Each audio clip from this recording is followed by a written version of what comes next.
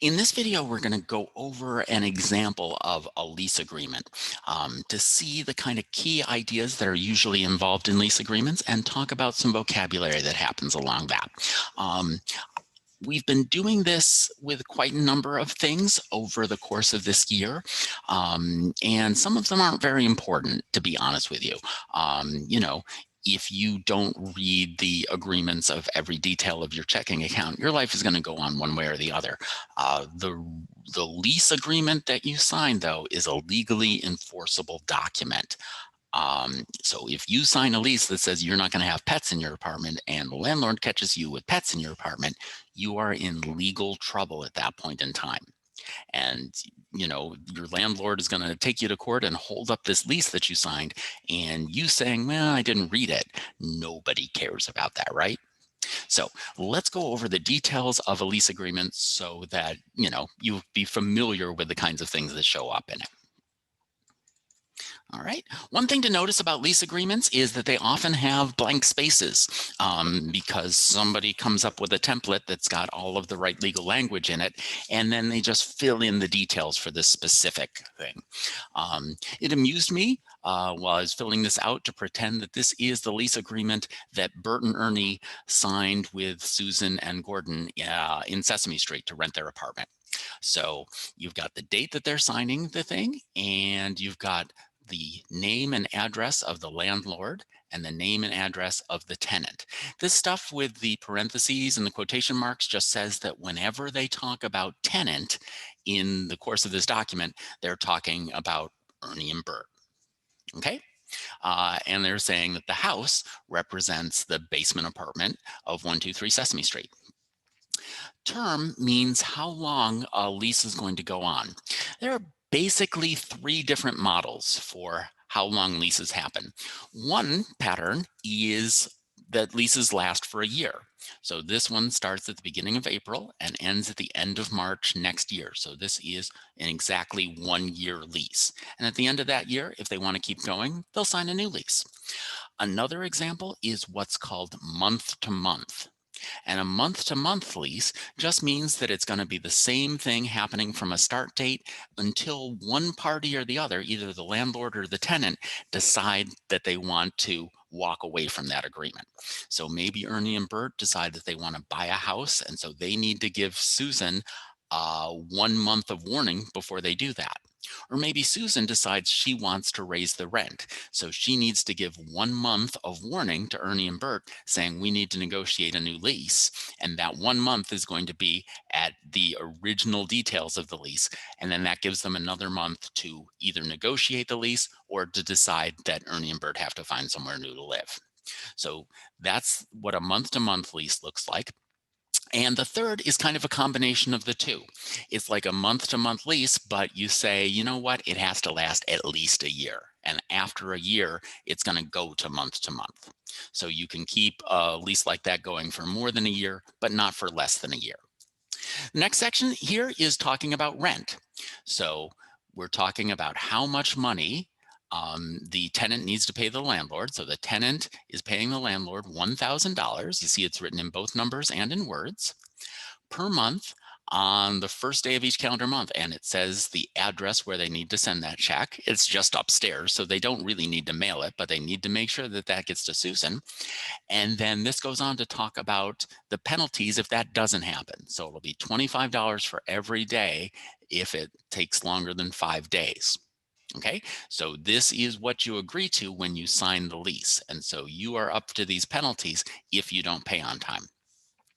A security deposit is something that you pay when you move into a place and first sign a lease that gives the landlord the ability to fix any damage that you do to the property when you leave. Okay. And so for instance, if I live in an apartment for a year and I leave and there's a big stain on the rug, then the landlord has to have that cleaned because she can't lease an apartment to the next person that's got a big stain on the rug. And so she's going to charge me for what it costs to fix that rug. And that money is going to come out of the security deposit that I pay at the start of the lease. And that if I don't do any big damage, then I'm going to get this $1,000 back at the end of the lease once we agree that there hasn't been any damage done.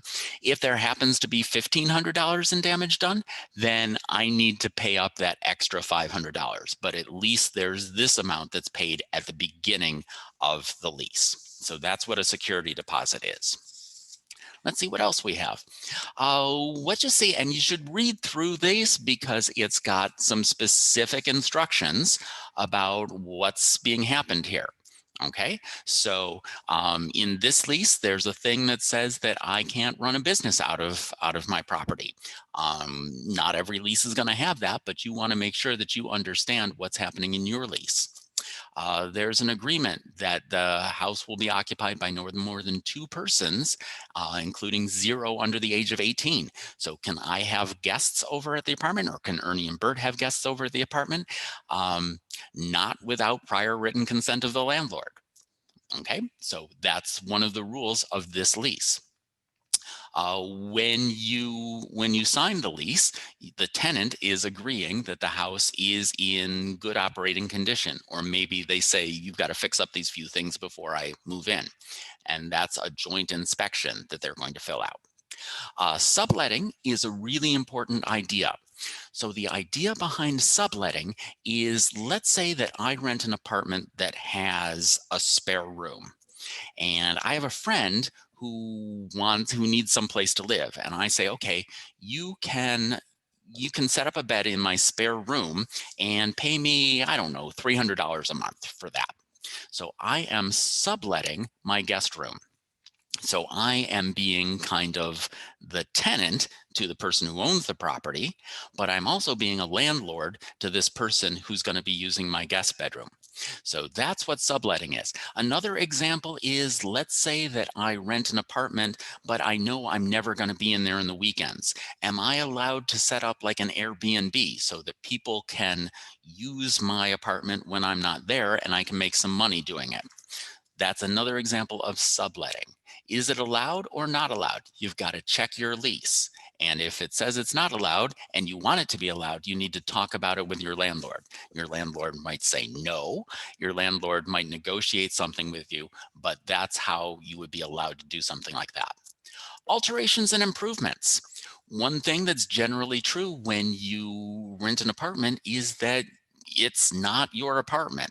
So you can't paint the walls. If you're renting a house, you can't build a patio in the backyard because it's not your backyard. And so these are the kinds of things that you shouldn't make any improvements without the prior written consent of the landlord.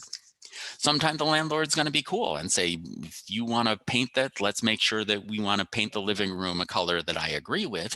And sometimes they'll cough up some money saying, you know what, it really needs a coat of paint. If you do that, I will pay a little bit for you. So this little bit here says that anything that you alter in the apartment belongs to the landlord. Damage to the prejudice, dangerous materials. Here's another idea that when you rent an apartment, the landlord will cover sometimes some of the costs, especially things like sewage and water, which are kind of taxes that you pay to the city. In this apartment, they cover heating because it's just a shared furnace that everybody has. But in this case, probably Bert and Ernie are on the hook for their own electric bill. And so the tenant needs to make sure they don't ever default on their electric bill payment. It's something that you're agreeing to do. Maintenance and repair. If something breaks in your apartment, how do you manage it? Do you call the landlord and the landlord comes and fixes it? Do you call a plumber and then bill the landlord for that? Do you call a plumber and then pay for it yourself? These are the things that are covered. So one of the things I want you to notice about this document is that it kind of covers all kinds of normal situations that happen in the course of renting an apartment, and just make sure that everybody agrees to those ideas. Pets. Oh my gosh, this is an important thing. So here's the thing that says tenants shall keep no domestic or other animals in or about the house without the prior written consent of the landlord. Okay, so if I'm renting you an apartment, I don't want to come back at the end of that year and see that a dog's been living there, because that's going to cost an awful lot of money for me to clean up for the next person. So if you want to have a pet in your property that you're renting, you need to make sure to talk about that with the landlord. Landlord, this is something that the landlord is saying, I want to be able to come in at any point in time and make sure that the house, that, your apartment isn't falling apart, but I can't walk in the middle of the night. So this talks about the landlord's ability to do that and your rights as far as getting a little warning about that. Just all kinds of basics ideas in here. Not all of these are super important or, something we need to talk about, but you're signing your name on this.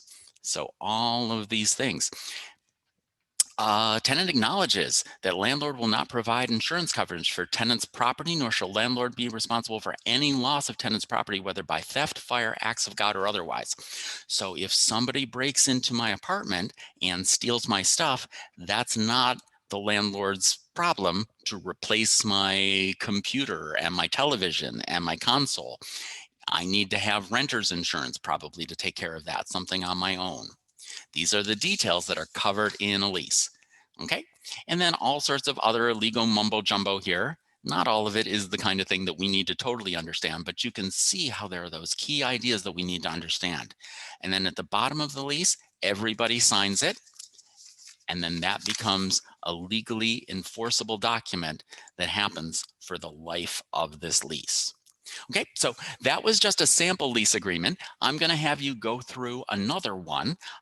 We've done these things in class before, and then answer a bunch of questions based on the information that's in the lease about what it is that you signed and what you can and can't do with your apartment having signed that lease.